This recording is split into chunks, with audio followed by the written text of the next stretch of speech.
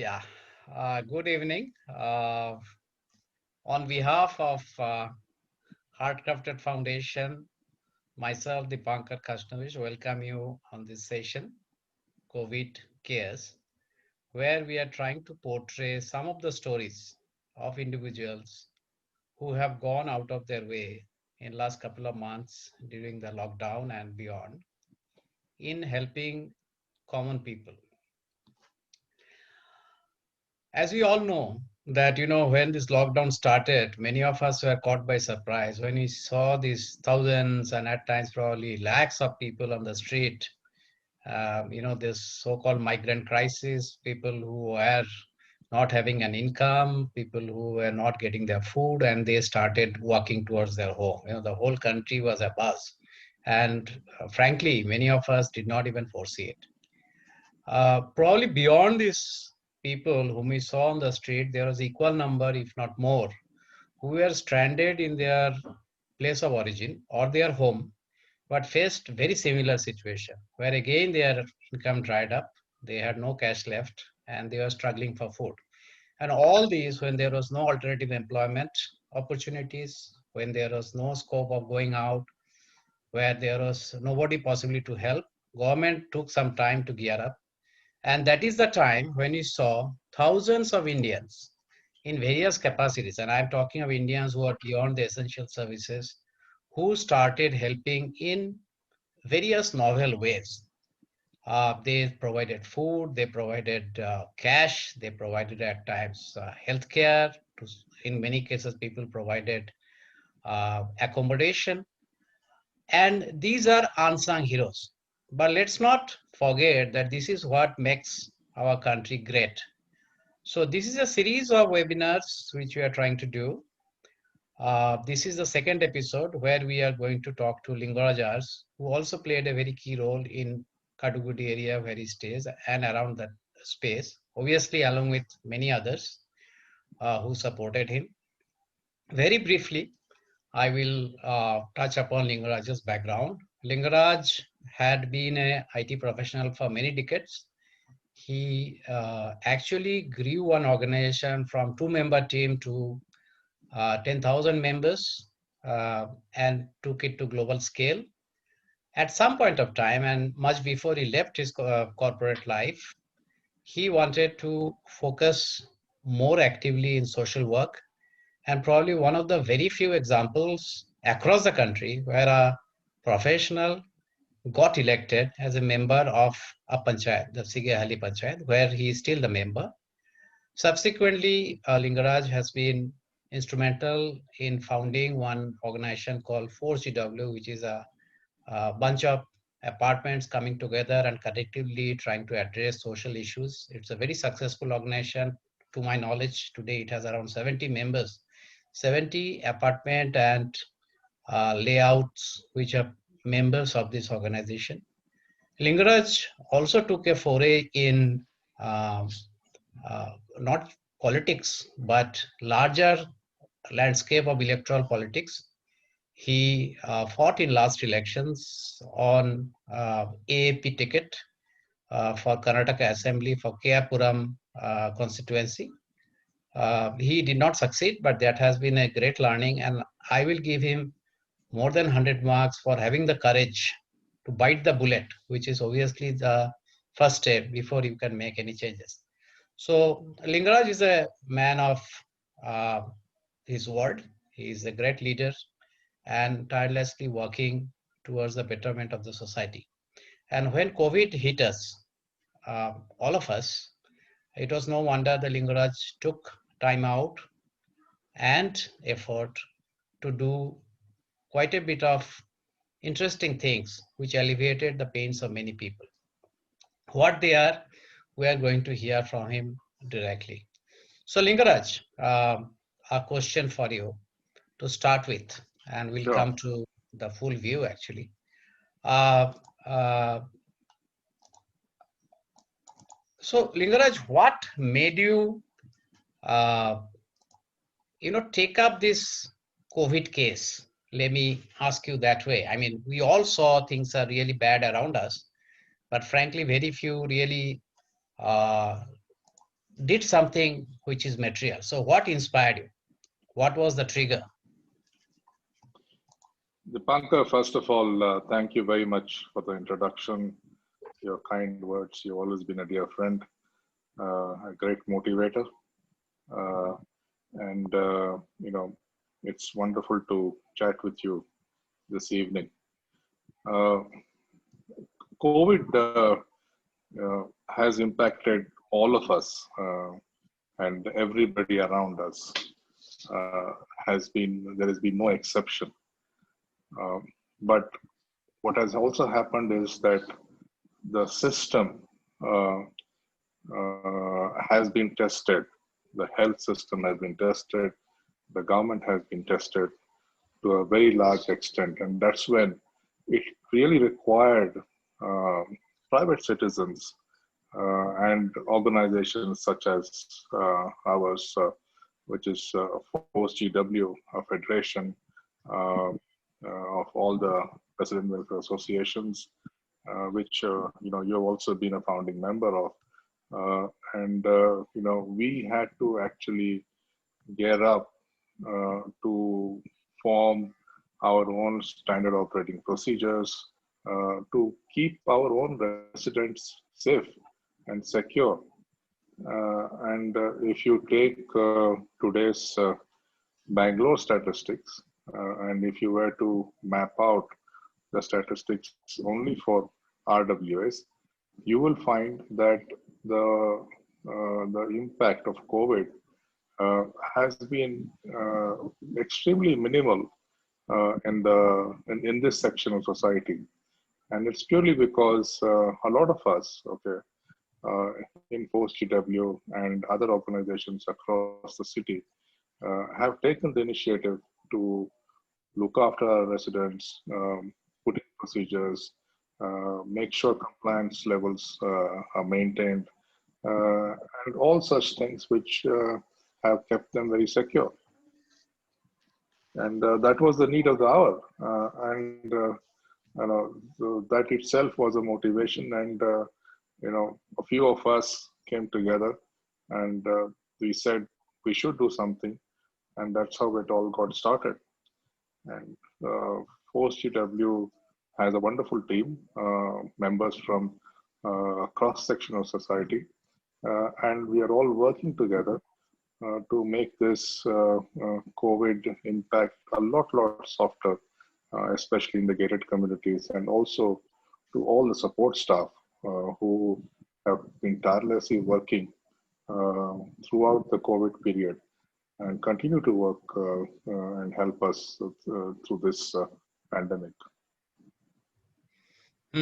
Thanks, Lingaraj, for that. Now, there are, broadly, there are two affected, segments, right? One is, you can call them people who are more privileged, for whom probably, it was a disruption of going to work and some of the essentials getting at home. But there's a much larger number who were essentially you can say, underprivileged.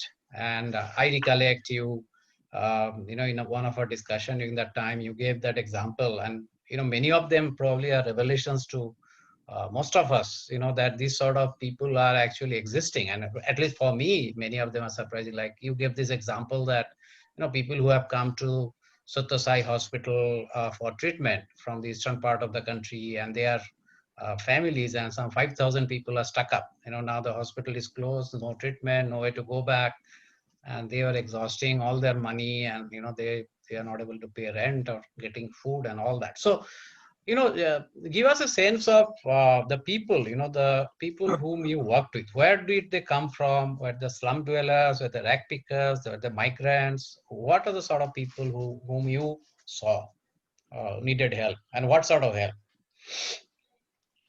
Well, we know that COVID sort of has not spared anybody, and it has not been kind to anybody.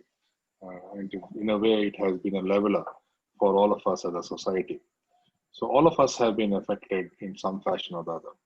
So when the lockdown started, and the three simple compliance norms of social distancing, sanitizing, and the masks came into effect to start with. Okay, you know, people were struggling to cope with it because the masks were not easily available, sanitizers were not easily available, and obviously social distancing is more a habit which people had to, adapt to. So we decided to set up a tailoring unit uh, with special permission because it was a complete lockdown. We had to get special permission, and we, along with the help of the panchayat, actually set up the tailoring unit to stitch the three-layered mask and distributed it to all and sundry, whoever needed it. It was not, there was no distinction between the privileged class or the underprivileged class. Everybody needed a mask, and we just distributed, and we actually made, I think, close to about 20,000 of them, and gave it to everybody in and around Kanamangala, where I'm a member of the panchayat, and in also the neighboring panchayats of Sigeli, Mandur, and we also went into the BBMP areas of Kadagodi and Beltu. And, then we had to source sanitizers. And then we suddenly realized that people were struggling to find food. There were a lot of people, like you just rightly mentioned, who had come here for treatment. But there are also people like the migrant labor who came from different parts of the country who could not get food from the our ration shops because they did not have a ration card, and their ration card, which they had, was they were not eligible because it was from where they actually came from. So that being the case, they ran out of food. We had to arrange for rations. We had to actually, start kitchens, and we started 3 kitchens. And with the generosity of our members and contributions and financial contributions from our members and residents who came out in large numbers and donated freely for this cause. And it helped us on a daily basis for about 45 days. We were actually supplying almost like food for 5,000 people a day and serving across these 3 kitchens. And then we also had ration packets being given out because people, while they appreciated the food, they also had their own demands from a palate perspective because they came from different parts of the country. And we said, okay, fair enough, we'll give you rations, and we distributed, again another 5,000 to 6,000 packets of rations, which included all the essential items like rice, wheat flour, 3 types of vegetables, onions, oil, salt, what have you, everything, including masala powder. So to answer your question that, there are people who were really struggling during this pandemic, and they had to be reached out to. And from our own resident group, people saw the need and volunteered to do it. And they came in not only financially, but also volunteered at the kitchens and volunteered in the distribution. And all of that was absolutely required at that point in time.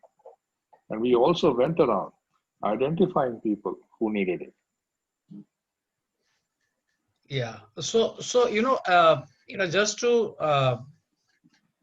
sort of, you said 45, 50 days, 5,000 people. So maybe 2.5, and if it is 2 meals, I don't know, you must have been giving 2 meals a day, then around 5 lakh meals probably have been given, and then food packets. Now, you mentioned one very interesting thing, which I think is a big revelation. Again, as I said, we have sort of, many of us has discovered one part of India, which another, not one part of India, many facets of the country which we are usually blind to, like this choice of food, as you rightly said, right?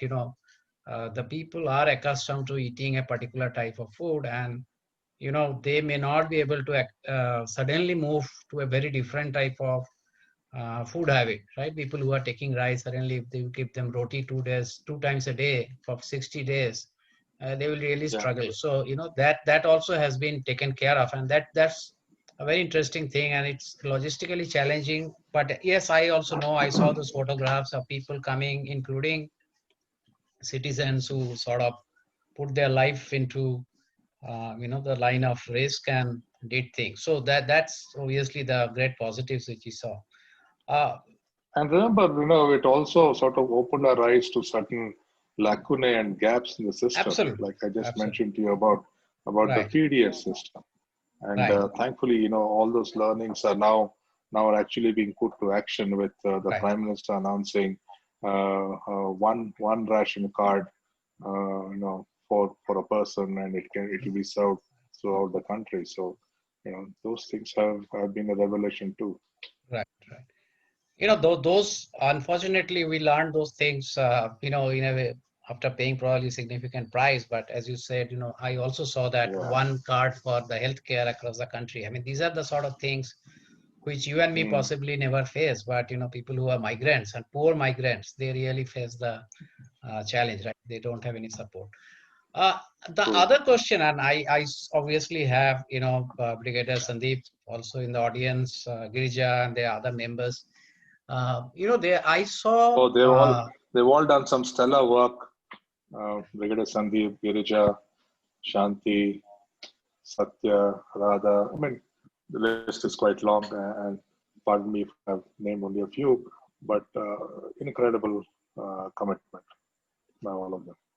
absolutely, these gigantic things can be done alone.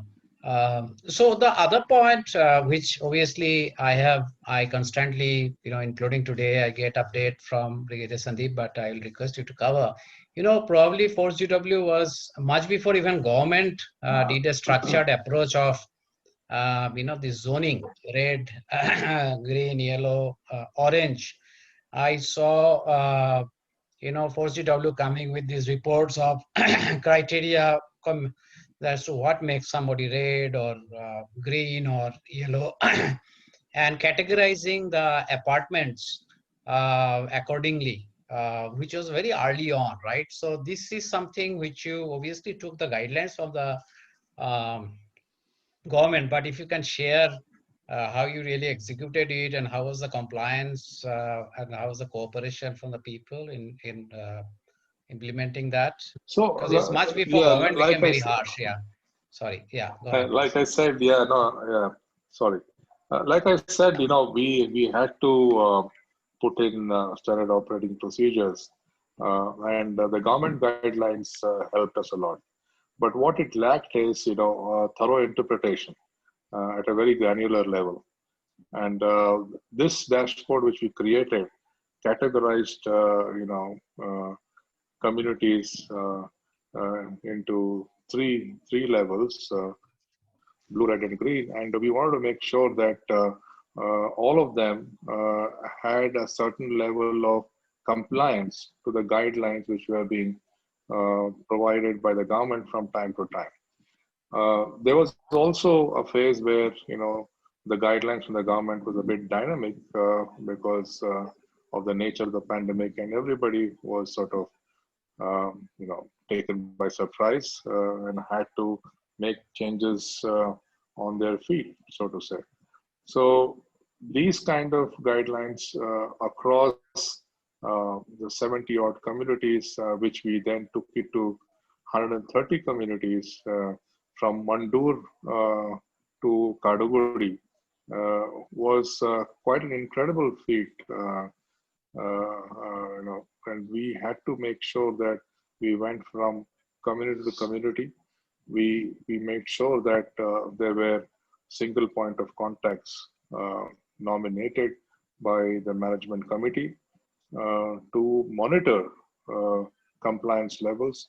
And these compliance reports brought in some kind of a peer pressure on communities so that and a certain level of competitiveness also, to make them, get a sense of how safe their residents will be. And we while this was going on, we also felt that we had to do a certain bring in a certain level of expertise, and we tied up with NIMHANS, where we did a survey across many communities on the transmission risk, and all of these things, okay, and credit to all the communities for providing accurate data. All of these things were voluntary, and we just had to highlight to them that these compliance levels are so important, that they really took it to heart and brought out the action points for their own communities to stringently follow through. And like I said, this kind of voluntary participation, in RWS, I think is pretty unique for Bangalore.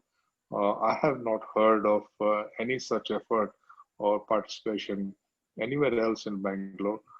There are much larger organizations than ForceGW in play in Bangalore, but they have not gone into this kind of granularity in terms of compliance to government guidelines.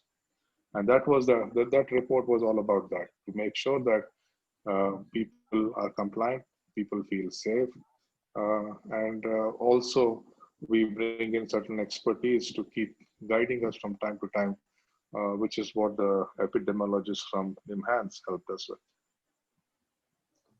Absolutely. And I also had been witness to, as apart from the communication about, the precautions to be taken and the daily updates of what the status and other facilities available, there was a lot of effort was taken to, also manage the rumor and the sort of, there are a lot of information was floating around that suddenly somebody will say so many patients have been affected, which was also very admirably controlled, if I may say so, right? Because the panic was a very big issue in this whole episode, right? So that was controlled very well. Yeah, so people, in the early days, fortunately for us, unlike Mumbai or Delhi, our peaks were slightly delayed, which helped us sort of streamline our information and communication lines, and got it aligned, whether it was BBMP or the government of Karnataka. We were able to align it, and under the auspices of the local MLA, Sri Arvind Limbavali ji, Right. he created a task force for COVID. And this COVID task force really took things into its hands and made sure that the norms were interpreted consistently, and clearly. And they also simplified it to such an extent that people found it easy to adopt and adapt to. Although there were a few, slight hesitation in the beginning for people to comply with them, especially wearing a mask and so on, because there was a debate about WHO and the way they interpreted masks, and we also had the president of the USA saying that the masks were not really required and so on. So all those kinds of interpretations had a bit of a influence, but by and large the people came around and they understood the benefits of it. And with that, not only the WHO, even Donald Trump started wearing masks, so which is fine, which is good actually. So I will probably, we also wanted to keep it short. So I will have probably the last question, apart from if you want to add anything else, is that, this has been a great learning, as you also mentioned, for as a nation, as a government, as individuals. So if you would like to share any of your one or two examples where you are really surprised, maybe more on the positive side, by looking at people's response, kindness, or the resilience, or the dignity. You can just See, share. while all of us were, this is something which really moved me, and it continues to move me. Uh, is the commitment shown by the health officials, and the commitment shown by the panchayat people, the panchayat officers, the taluk panchayat officers, the revenue department people. I mean, incredible. I mean, they were absolutely fearless. And while we all were worried and wondered how they did it, a lot of them in the early days did not even have PPE suits. But yet, they did not hesitate to reach out to a COVID patient, okay, transport them any which way they can, get medical attention, and make sure that people were, were fine, were hospitalized. That was really astonishing. And even today, while some of them have been affected or infected by COVID, thankfully, they've all managed to battle it out and come back healthy. But that was something which which I have not seen for anywhere, where these people continue to astonish us and continue to serve us even now. And I forgot to mention the police. Yes, They absolutely. they Yeah, they were they were so patient with everybody, absolutely. when it came Absolutely. to non-compliance and supporting everybody.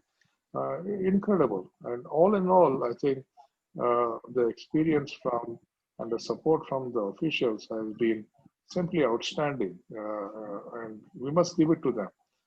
In spite of all the constraints they have had, they've not had proper vehicles. They didn't bother. They came in their own scooters and helped us. Some of them took, those days there were no public transport. So they would just borrow somebody else's transport and come. And it was just incredible, the kind of commitment we've seen.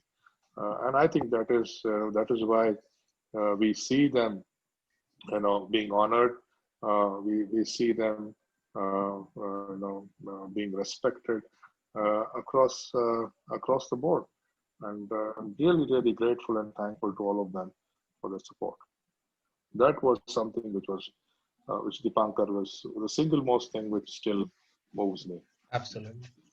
No, I absolutely agree. And I think, yeah, sorry. just to Yeah, add, please. just to add to that, you probably know that we have also started the ambulance service, Right. and the ambulance service required for us to have people on a 24/7 help desk support, uh, and people have volunteered. You know, they are there.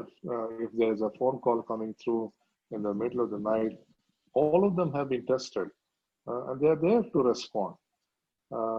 And there have been times when people have not had fruits and vegetables.